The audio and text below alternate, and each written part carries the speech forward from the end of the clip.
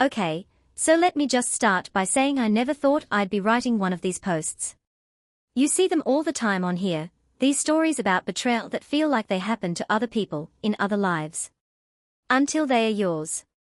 My name is Clara, and my husband, David, fell out of love with me so quietly I didn't even hear the hit the floor. We've been married for 12 years. We have a son, Ben, who's in 4th grade. The American dream starter pack, right? 2 cars, a mortgage on a house with a decent backyard, the whole thing. But for the last year, maybe, David just faded. It wasn't a dramatic shift. It was the death of 1,000 paper cuts.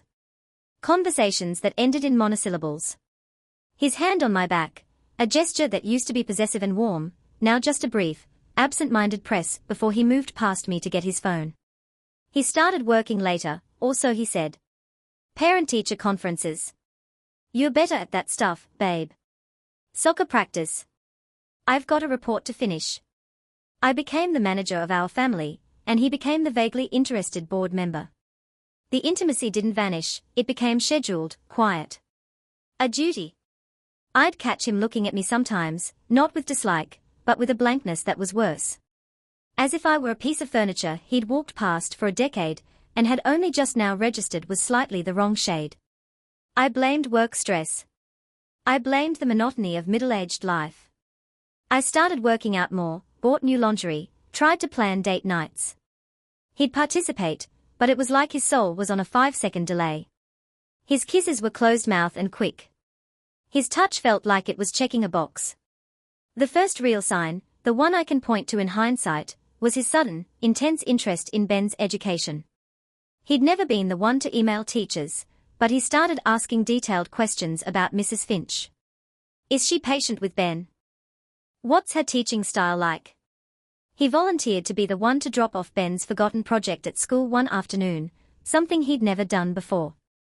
He came back smelling faintly of a perfume that wasn't mine, something sweet and floral, like gardenias. When I mentioned it, he just shrugged and said, the school secretary must bathe in the stuff. And I, like a fool clinging to the wreckage of my own sanity, believed him. Because the alternative was unthinkable. Because Mrs. Finch was Ben's teacher. Because that would be a cliché so profound it was insulting. But the body knows what the mind refuses to see. A coldness settled in my gut, a permanent, low-grade hum of dread. I started holding my breath when he was near, not in anticipation, but in a kind of suspended animation, waiting for the other shoe to drop. I just didn't know it would drop in a brightly lit elementary school hallway, decorated with construction paper turkeys. So here's the scene. It's a Thursday. David was supposed to go to the after-school check-in with Mrs. Finch because I had a dentist appointment. My cavity got filled 20 minutes early. Instead of going home, I felt this pull. This sick, magnetic tug straight toward the school. I told myself I was just being a good mom, that I wanted to hear about Ben's reading progress firsthand. My heart was a trapped bird in my ribs. The halls were quiet, the squeak of my sneakers echoing way too loud. I get to room 104, the door is slightly ajar. I push it open. And there she is. Mrs. Finch. Ellie. She's leaning against her desk, not sitting behind it. And she's not dressed for a parent-teacher conference. She's dressed for a date. A very specific, illicit kind of date. A silky, emerald green camisole that dipped way lower than any 4th grade math lesson required, paired with a tight black pencil skirt that hit mid-thigh. She had heels on. Stilettos in an elementary school. Her blonde hair was down in soft waves, and her makeup was impeccable, a smoky eye that looked absurdly out of place among the posters of the water cycle.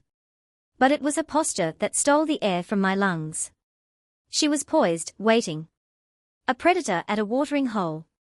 And when the door opened, her face lit up with a smile of such warm, intimate anticipation that it physically hurt me to see.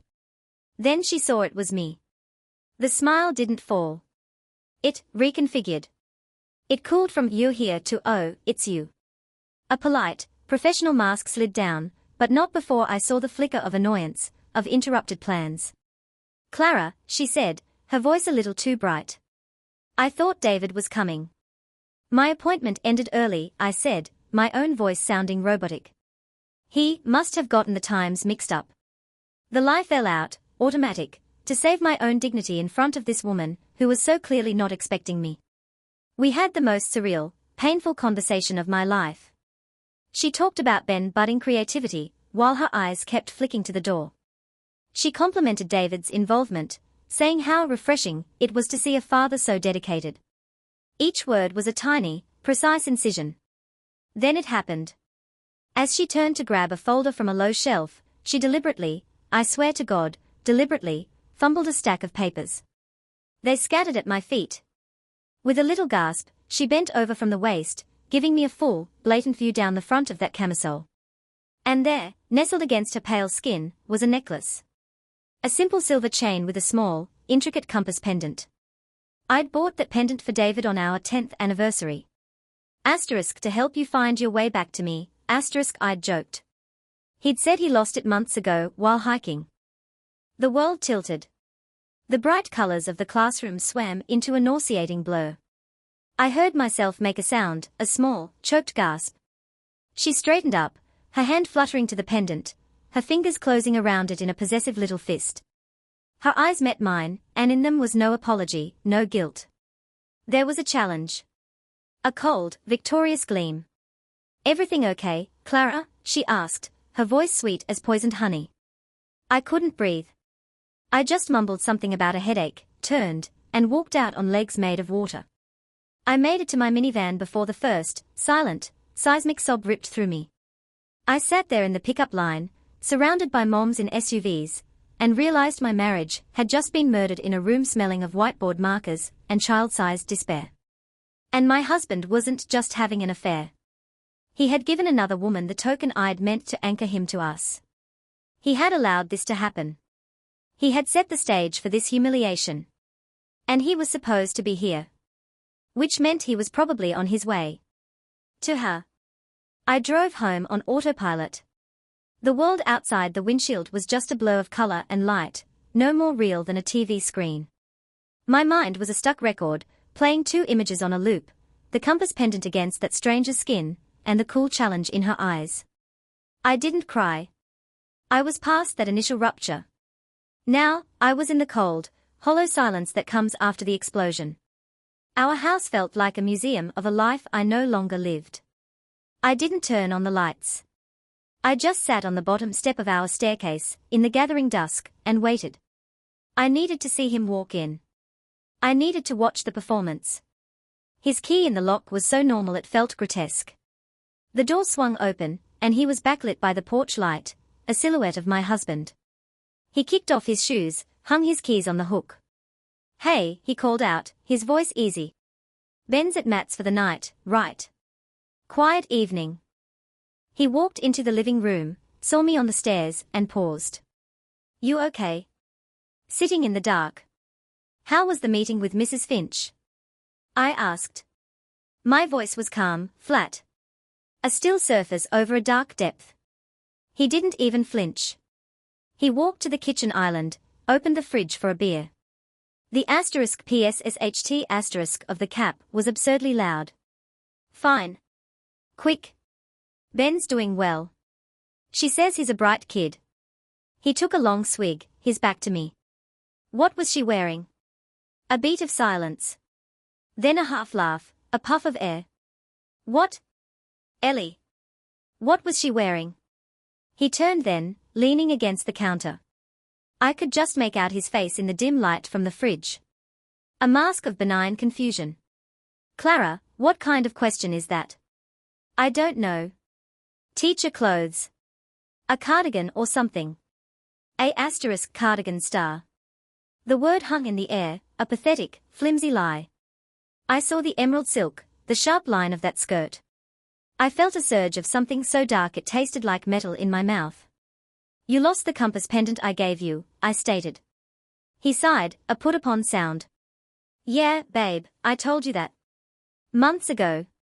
Probably in the woods behind the park. I saw it today. He went very still. The beer bottle hovered near his lips. What? I went to the school. My appointment ended early. I saw Ellie. She was wearing it. Around her neck. The silence that followed was thick enough to choke on. I watched the calculations happen behind his eyes. Denial. Anger. Excuse. He settled on a weary, condescending deflection. Clara, he said, his voice dropping into that reasonable, soothing tone he used when he thought I was being irrational. That's impossible. It's a common pendant. You can get them anywhere. You're upset, you're imagining things. Asterisk, I'm imagining things. Asterisk, the classic gaslighter's refrain. But I had seen the triumph on her face. That was no imagination. She was dressed for you, I whispered, the calm cracking. She was waiting for asterisk you star. In an outfit you'd have to be blind not to see. She asterisk flaunted asterisk it. And you were going to go. You were on your way. Weren't you? He set the bottle down with a sharp asterisk clink star. His indifference finally shattered, but not into guilt, into irritation. This is insane. You're accusing me of something based on what? A necklace and some jealous interpretation of a teacher's outfit. She's a professional. You're being paranoid. Asterisk paranoid. Asterisk another brick in the wall. He walked toward me, but not to comfort. To dismiss. He stopped a few feet away, looking down at me on the stairs.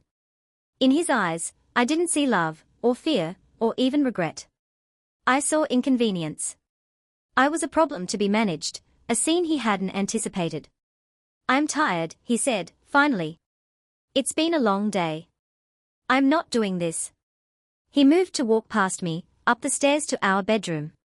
And in that moment, his scent washed over me as he passed. His cologne, his soap. And underneath it, faint but unmistakable, the sweet, floral ghost of gardenias. The same scent from months ago. The school secretary's perfume, he'd said. He allowed me to smell it on him.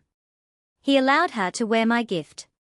He allowed this whole, tawdry script to unfold, thinking I'd never be smart enough, brave enough, to read it. I didn't say another word. I just sat on the stairs as his footsteps faded above me, listening to the echo of my marriage dissolving in the empty foyer. The confrontation wasn't a battle. It was me firing my one, true shot and watching it hit a man made of smoke. He wasn't there. He hadn't been for a long time. What they don't tell you about this kind of pain is that it's physical. It's not just in your head. It moves in. It takes up residence. For the next week, I became a ghost in my own house, and my body was the haunted place. The initial shock was a kind of anesthesia. I functioned. I made pancakes for Ben. I signed permission slips.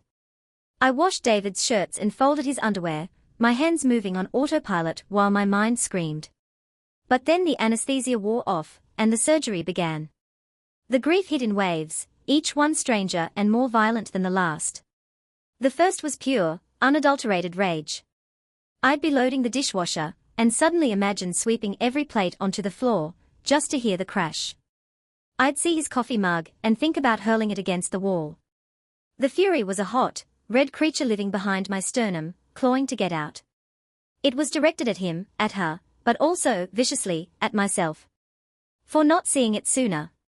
For buying the cardigan lie, even for a second. For the years of my own silence, mistaking his indifference for quiet contentment. Then the rage would subside, and a tidal wave of sadness would drown me. It wasn't even about the infidelity, not entirely. It was the death of the story. The future I'd pictured, growing old in this house, travels we'd take, grandparents together at Ben's graduation, it all just vaporized. I'd find myself standing in the grocery store, staring at the artichokes he likes, and I'd just weep. Silent, helpless tears right there in the produce aisle. The morning was for us, for the asterisk us asterisk that had existed before the slow fade, for the man, who used to look at me like I was the only source of light in the room. The worst wave, though, was the one of sheer, crippling confusion. Who was this man? The father of my child, the person whose breathing pattern I knew better than my own. Had he ever been real? Our entire shared history, the late-night talks when Ben was a baby, the inside jokes, the way he held my hand at his father's funeral, did it all mean nothing? Was it all just a performance? I felt like I was standing in a room where someone had slowly, over years, replaced every real object with a painted replica. And I was only now touching the walls and finding them flat. I couldn't eat. Food tasted like ash. I couldn't sleep.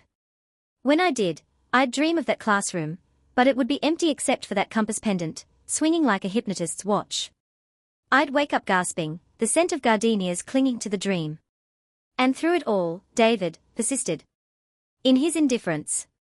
He saw my red-rimmed eyes, my lost weight. He'd offer a bland, "You seem stressed," or "Maybe you should see someone." He wasn't cruel. He was absent. My devastation was a messy, inconvenient weather pattern happening in the room next to him. He'd moved on emotionally long before he ever touched her, and my discovery was just a bureaucratic delay he had to wait out. The final stage of the emotional impact wasn't a feeling. It was a numbness. A deep, frozen quiet. The tears dried up. The rage banked to embers. The questions still swirled, but they lost their sharp edges. It was as if my soul had gone into hibernation to survive the winter of this betrayal. I looked at my husband, at the stranger in my bed, and I felt nothing. A great, expansive void where my love and my hurt used to be. It was in that silence, that icy calm, that a new thought emerged. It wasn't about winning him back. It wasn't about screaming or destroying her. It was a simple, clear question that rose from the depths of that numbness. What do I need to do to save myself? The answer wasn't there yet. But for the first time since I saw the green silk and the silver pendant, I was finally still enough to listen for it. The numbness wasn't an end. It was the blank page before the new sentence. For days, I moved through the house like a curator, examining the artifacts of our life together. The photos, the books, the worn spot on the couch where he always Saturday. I waited for the pain to return, for the longing to fix it, to beg, to somehow glue the shattered vase back together. It never came. Instead, a cold, clear certainty took its place. It wasn't loud. It was a quiet voice in the center of the stillness. You cannot live like this. You will not. Saving my marriage wasn't about fighting for a man who looked at me as a logistical problem. Saving my marriage, myself, meant deciding what I would and would not allow to define the rest of my life. And I would not be defined by his indifference, or by her cheap, predatory victory in a fourth-grade classroom. The resolution didn't arrive with thunderclaps. It came on a Tuesday morning, as I was wiping down the kitchen counter. David was scrolling through his phone, sipping coffee. Ben was chattering about a school project. The sunlight streamed in, ordinary and kind. "The spring fling is next week," Ben said, his mouth full of toast. "Mrs. Finch said parents should volunteer for the bake sale. It's a big deal." David didn't look up from his phone. "Your mom's the baker." I kept wiping the already clean granite. I watched the play of light on the surface. I saw my own reflection, blurred and distorted. And then I saw it clearly. "I'll do it," I said, my voice calm in the sunny room. David's eyes flicked up, just for a second, a hint of surprise. Maybe he expected me to avoid that school, that woman, forever. To hide. This was my first decision, I would not hide. "Great," he mumbled, and went back to his screen. But I wasn't doing it for him, or to spy, or to confront her. I was doing it to reclaim the space. That school, that hallway, that classroom, they were part of my son's world. They belonged to our family star. She was the trespasser. David had left the gate open, but I would not cede the territory. That afternoon, I did something I hadn't done in years. I called a lawyer. Just a consultation, I told myself. Just to know my options. The woman on the phone was brisk, kind, and factual. She outlined terms like separate assets and parenting plans not as threats, but as simple realities. Hanging up, I didn't feel despair. I felt information. Power is just knowledge you decide to use. That night, when David reached for me in bed, a habitual, sleepy gesture, devoid of passion, I didn't stiffen or weep. I simply took his wrist, gently, and moved his hand back to his side of the bed. "No," I said, into the darkness. He was silent for a moment. "Clara, come on. Don't be like this." "Don't be like what?" I asked, truly curious. Cold. Making this a bigger thing than it is. What is it, David? I rolled over to look at his shadowed profile. Define it for me. What is this between us, right now? He had no answer. He huffed a sigh of frustration, the sound of a man inconvenienced by a broken appliance, and turned his back to me. The old me would have agonized over that sigh. Would have lain awake dissecting its meaning. The woman I was becoming listened to it, recognized its emptiness, and felt the final knot of hope inside her loosen and fall away. It wasn't anger. It was the profound relief of seeing a thing for exactly what it is. The decision wasn't to leave him that night. It was deeper. It was the decision to stop living in the waiting room of his affection. It was the decision to save the only thing left worth saving, my own soul. The marriage might be a ghost, but I was still alive. And I decided to act like it. I fell asleep before he did, my breathing deep and even for the first time in months. I was gathering my pieces. The resolution wasn't an ending. It was the first, clean breath of a beginning. The spring fling was a riot of crepe paper and childish noise, the gymnasium transformed into a carnival of cake walks and ring tosses. I stood behind the bake sale table, surrounded by the saccharine smell of cupcakes and brownies, my smile a practiced, placid thing. I'd dressed carefully, not for David, but for me. A simple navy dress, my hair clean and down. I looked like the capable, friendly mom I was. I felt like a sentinel. David had come, under a vague sense of obligation. He lingered near the basketball hoop, chatting with other fathers, the picture of casual detachment. But I saw his eyes. They kept sweeping the room, not looking for me or Ben. They were searching for a flash of emerald green. I didn't have to search. I felt her presence like a shift in barometric pressure. Ellie Finch moved through the crowd not as a teacher, but as a queen. She wore a deceptively simple blush pink dress that clung to every curve, the neckline a wide, soft scoop that promised everything. She laughed too loudly, touched the arm of every father she spoke to, her movements a fluid performance. And her eyes, like David's, kept finding each other across the crowded, screaming space. A current of understanding passed between them, humming beneath the chaos of children's laughter. Ben dragged me to the ring toss. As I handed him tickets, I saw David slip away from his group, moving toward the hallway that led to the quieter administrative wing. A minute later, Ellie gave a final, dazzling smile to a cluster of parents and drifted in the same direction. My blood didn't freeze, it turned to a slow, cold slurry in my veins. This was the permission. This was the allowing. In the middle of our son's school event, surrounded by everything that was supposed to be sacred and safe. I didn't think. I moved. I told Ben I had to check on more napkins at the bake sale and walked, my steps steady and silent on the polished floor. The hallway was deserted, lit by the emergency exit signs, the sounds of the carnival fading to a distant roar. Halfway down, a door marked **** janitorial **** was slightly ajar. And from within, I heard it. The soft, wet sound of a kiss. I stopped, my body pressing against the cool cinderblock wall beside the door. The gap was just an inch. I didn't look. I listened star. And that was worse. I heard her sigh, a contented, hungry little sound. I've been waiting all week for this, she whispered, her voice muffled. David's response was a low grunt. Then the sound of movement. Fabric rustling. I imagined his hands, the ones that had touched me with such absent-mindedness, now moving with purpose. I heard the soft, sliding whisper of a zipper being lowered, not all the way, but enough. A sharp, indrawn breath from her. Someone could come, she breathed, but there was no fear in it. It was part of the game. They are all busy, David murmured, his voice thick, unfamiliar. A voice he hadn't used with me in years. Then, the details my mind, in its cruel clarity, supplied. The touch. I could hear the touch. The soft, slick sound of his palm sliding over her bare shoulder, down her arm. The little catch in her breath, as his fingers found the edge of that scoop neckline and traced it, a slow, possessive arc. The rustle as his other hand cupped the back of her head, tangling in her blonde waves, tilting her face up to his. The kiss, deeper now. Not the closed-mouth peck he gave me. This was all open hunger.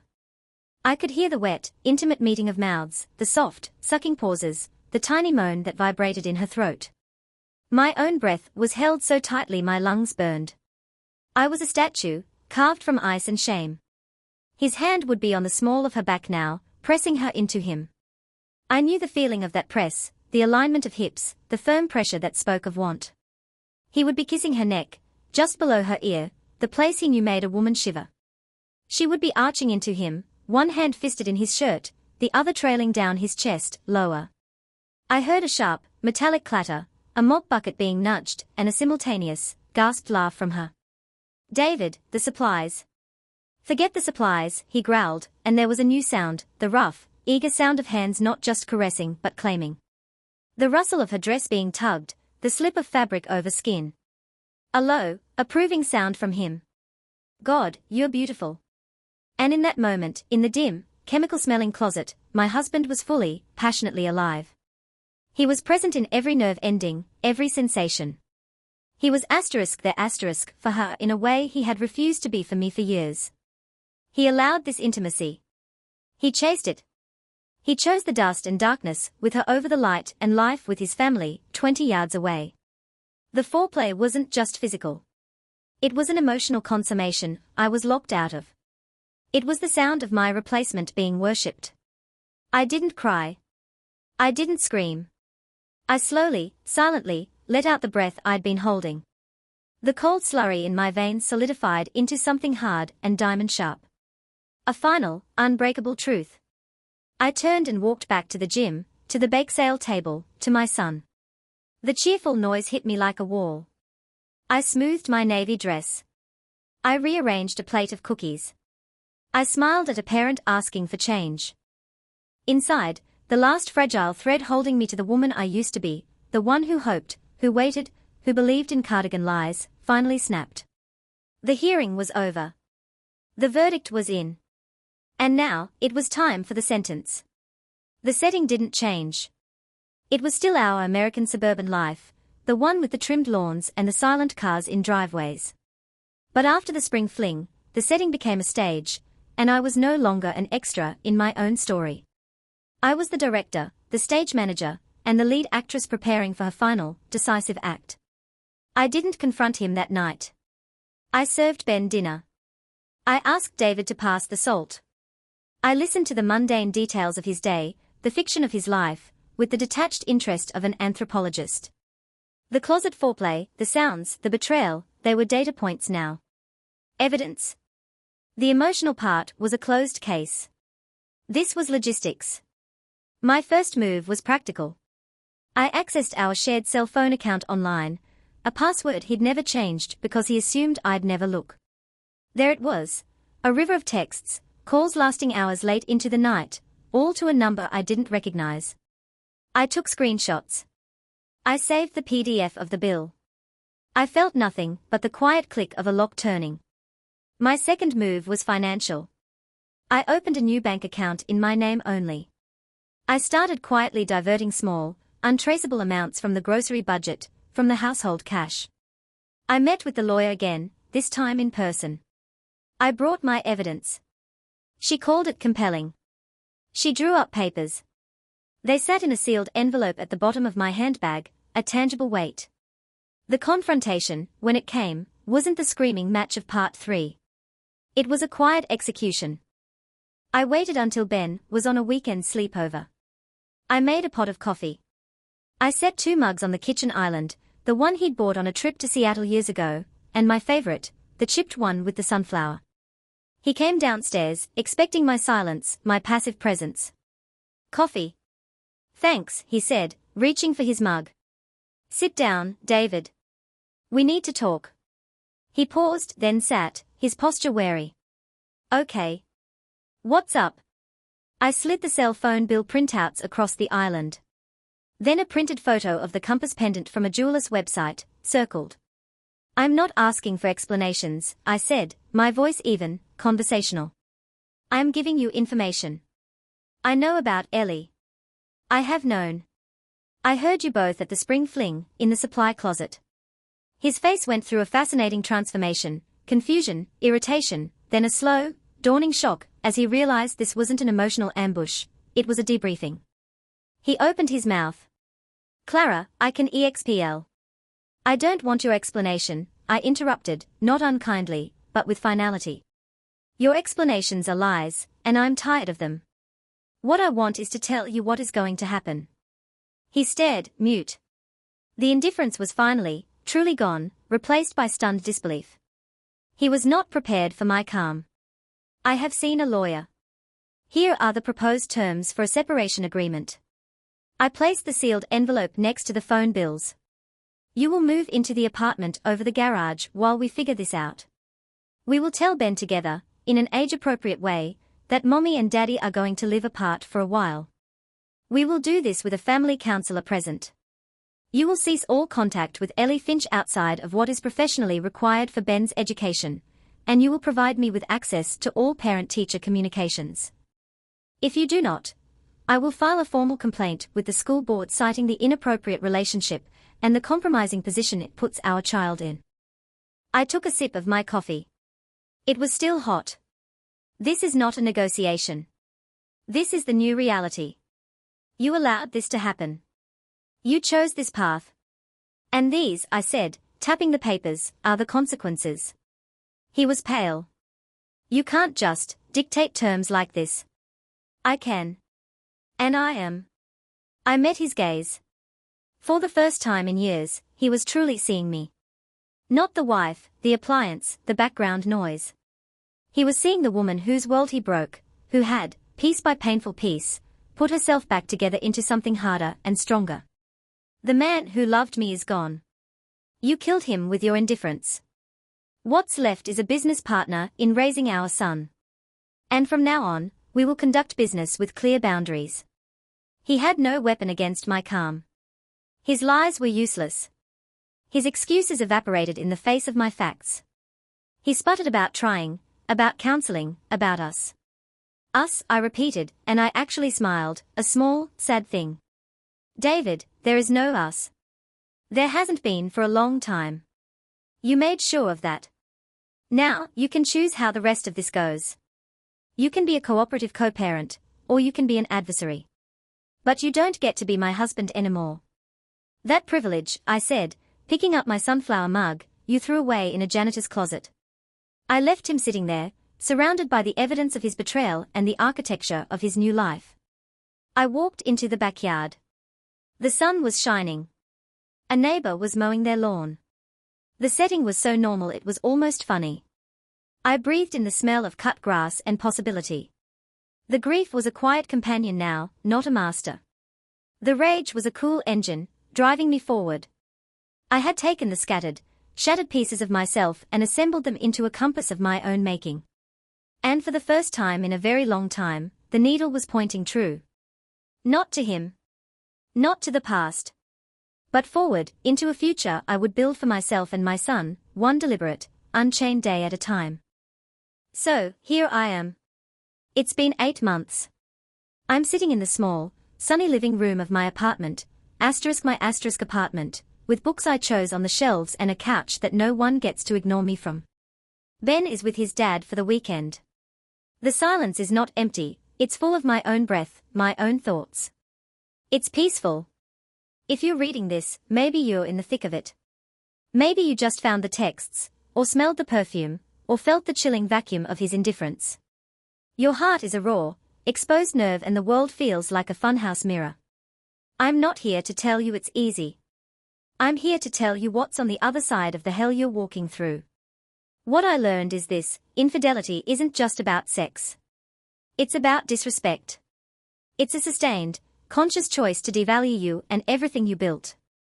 David's affair with the teacher was just the flashy, dramatic finale. The real betrayal was the years of him quietly leaving the building, brick by emotional brick. I learned that the opposite of love isn't hate. It's indifference ***.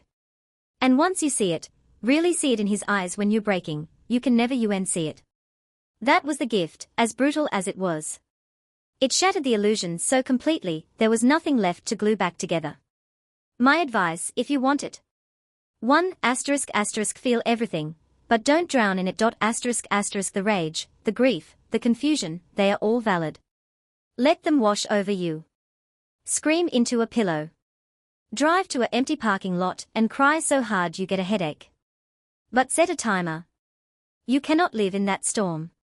Your job is not to die in the shipwreck, your job is to build a raft from the debris. 2.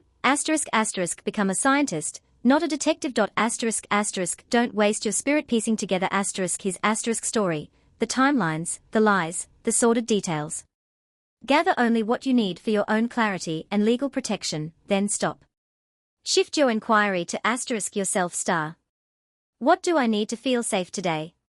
What is one small thing I can control? Your curiosity must turn inward. 3. Your calm is your superpower. When you stop reacting, when you stop begging for scraps of truth from a liar, you take all his power away. My quiet, factual confrontation was more devastating to David than any scream could have been. It showed him I was already gone. He was arguing with a ghost. 4. Reclaim your spaces. That school, that favorite restaurant, that song, don't let him and his memory poison them. Walk back in there, alone or with a friend, and make a new memory. It feels like an exorcism. 5. The why is his prison, not yours. You will drive yourself insane trying to understand why he did it. Was I not enough? Was she more? Here's the secret, it's not about you. It's a void in him. A lack of character, a cowardice, a need for external validation so profound it consumes everything in its path. You cannot fill a black hole. Stop trying. The resolution was never about saving my marriage. It was about saving me. I saved the woman who remembered how to sleep through the night. The woman who could laugh and mean it. The woman whose value is no longer tied to the gaze of a man who looked right through her. David and I are civil. We co-parent. He's with Ellie now, I hear. A cliché to the end. It doesn't even sting. It just seems small. And my life, my quiet, rebuilt life, feels wonderfully, expansively large. If you're in that dark place, know this, the pain is a tunnel, not a tomb. You will crawl out the other side. Your hands will be scraped raw, and your heart will bear the scars, but you will be there. And you will find, in the quiet aftermath, a strength you never knew you had. A compass that points only north, to your own worth. You are the love story you needed all along. Start writing it.